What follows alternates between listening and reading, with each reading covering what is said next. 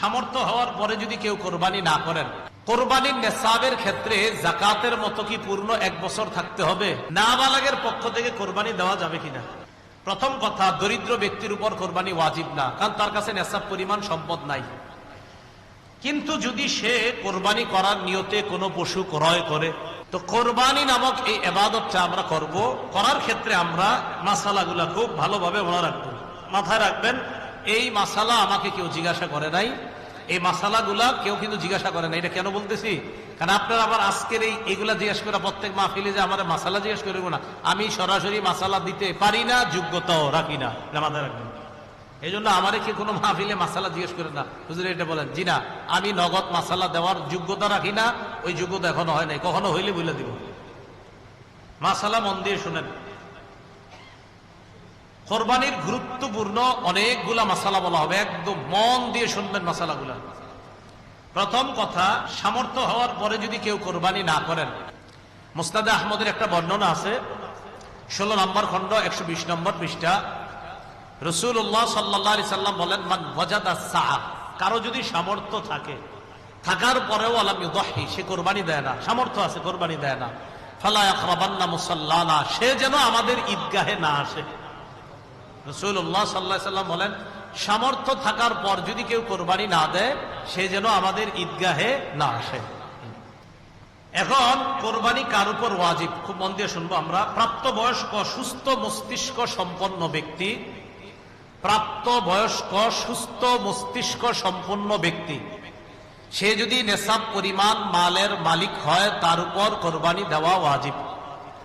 আবার বলছি, সুস্থ মস্তিষ্ক সম্পন্ন, নেসাব পরিমাণ মালের মালিক যদি 10, 11, 12 তারিখ এই 3 দিনের কোন একদিন হয়, 10, 11, 12, আবার বলছি 10ই জিলহজ, 11ই জিলহজ, 12ই জিলহজ সূর্যাস্তের আগে, 12ই জিলহজ সূর্যাস্তের আগে যদি কেউ যাকাত দিতে হয়, যেই নেসাব হইলে ওই নেসাবের মালিক যদি কেউ এই 3 দিন হয়, যাকাত দেয় কয় বছর পুরো হইলে? 1 বছর। এটা 1 বছর না, মাত্র কয়দিন? 3 দিন।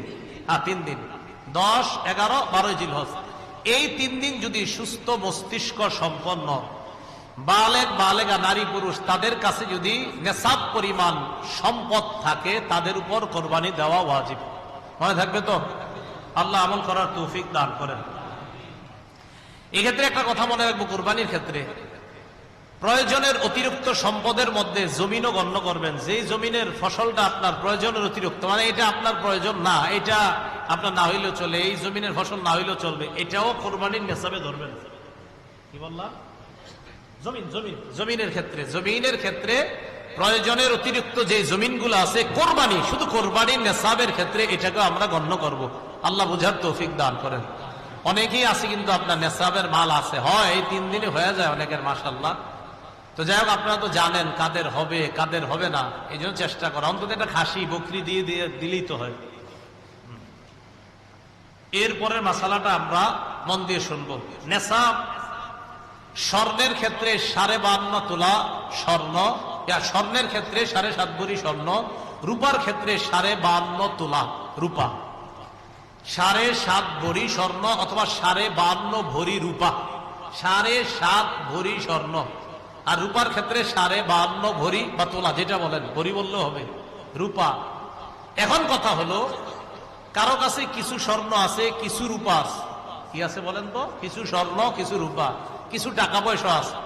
এই সবগুলা মিলাইলে যদি 52.5 তোলা রূপার সমপরিমাণ হয়, কারো কাছে কিছু টাকা আছে, কিছু স্বর্ণ আছে, কিছু রূপা আছে, সবগুলা মিলাইলে তার কাছে 52.5 তোলা রূপার সমপরিমাণ অর্থ আছে, তার উপরও কোরবানি ওয়াজিব।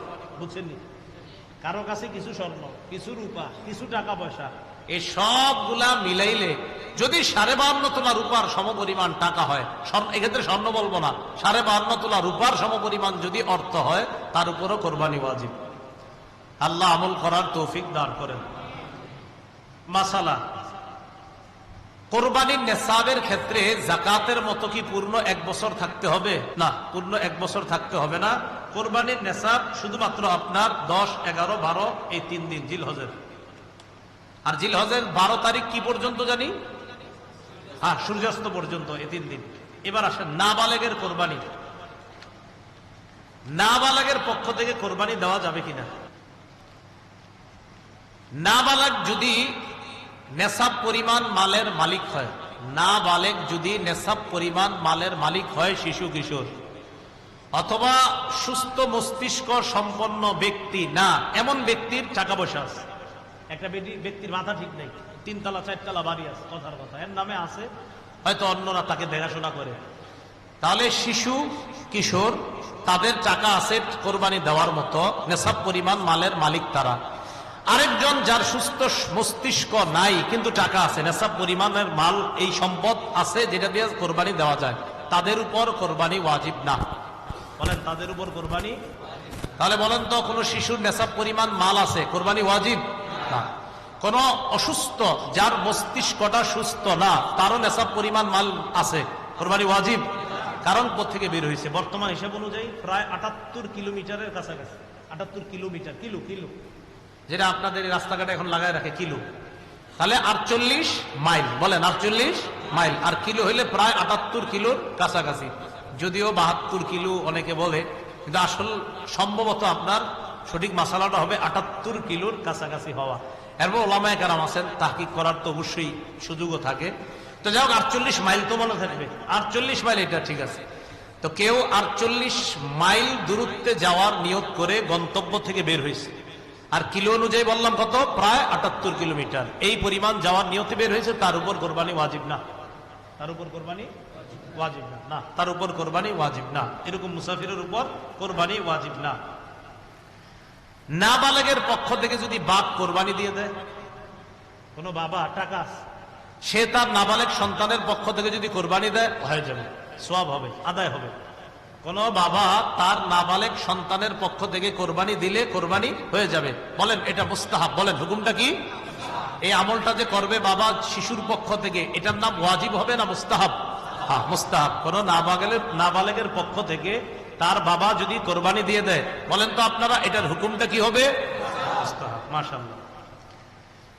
দরিদ্র ব্যক্তির কোরবানির হুকুম, এটা একটু মন দিয়ে শুনেন। দরিদ্র ব্যক্তির কোরবানির হুকুমটা খুব মন দিয়ে শুনেন। প্রথম কথা, দরিদ্র ব্যক্তির উপর কোরবানি ওয়াজিব না, কারণ তার কাছে নেশাব পরিমাণ সম্পদ নাই।